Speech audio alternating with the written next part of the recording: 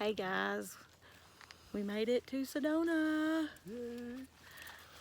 We used an app called Overland to get the coordinates to this amazing campsite here off the beaten path. Raise it up and they might see a little behind Oh, us. there we go. Yeah. See, Mama don't know. But we've got our We got tent. the rooftop up. Ain't got it the awning or popped up. anything up yet, but Yeah, we're just kind of we had to take some. had to take some pictures of the sunset that was back over that mountain right there. It was so gorgeous. I have photos I'll upload, but it was so beautiful. So we are just out here getting our stuff together and enjoying it. Thankful that we got to talk to everyone that we did on the way here. here. That's been really cool.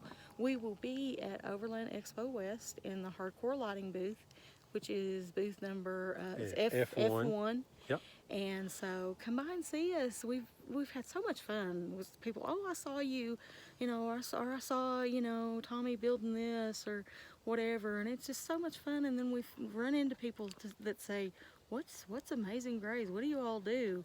Well, we just go around talking to amazing people.